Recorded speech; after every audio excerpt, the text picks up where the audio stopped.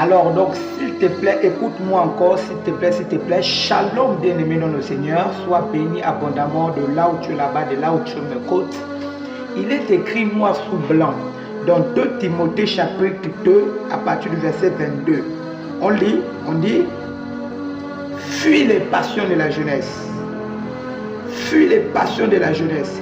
Recherche la justice, la foi, l'amour, la paix avec ceux qui invoquent le Seigneur d'un cœur pur.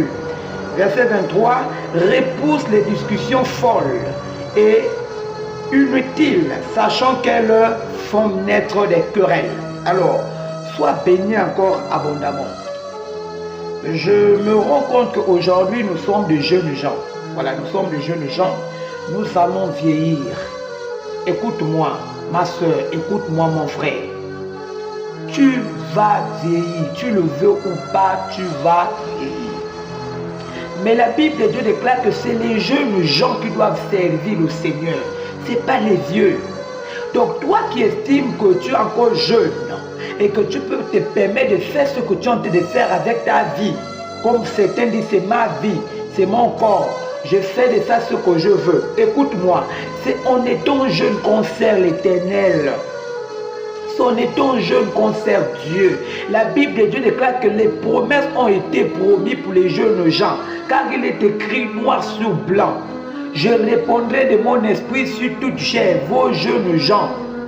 Vos filles et vos fils prophétiseront. Ils parleront de la part du Seigneur. Mais écoute-moi, toi qui n'arrives pas à te passer de ce monde, toi qui n'arrives pas à te passer de groove, toi qui n'arrives pas à te passer de l'entame, la Bible dit repousser ces choses-là, fouiller ça.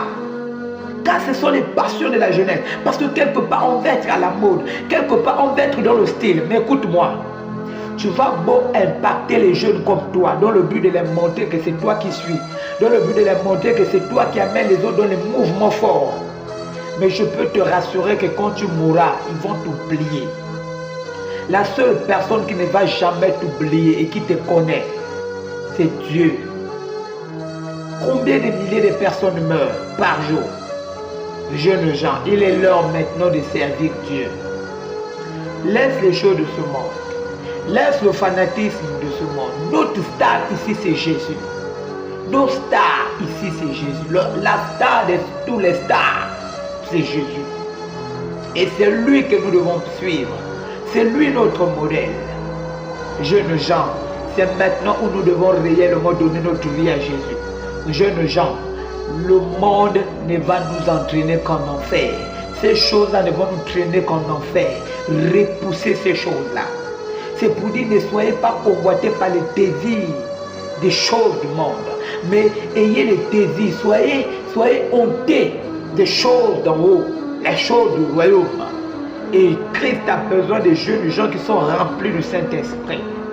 Afin de parler de la part du Seigneur.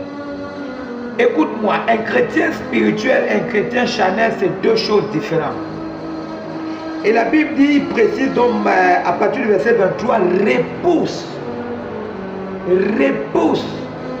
les discussions folles et les choses inutiles. Parce qu'il y a des gens qui veulent faire des débats avec la parole de Dieu. On peut s'habiller comme on veut.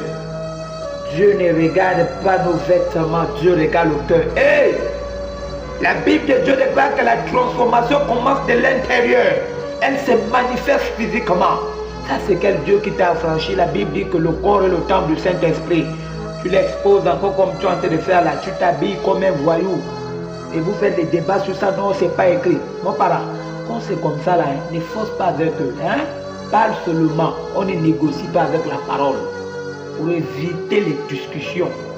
Pour éviter les discussions folles. La Bible dit qu'il faut fuir ces gens-là. Donc arrêtons de faire les débats avec la parole. La parole a été écrite pour être mise en pratique et non pour négocier avec ça. Donc soyez bénis, que la grâce de Dieu soit sur vous.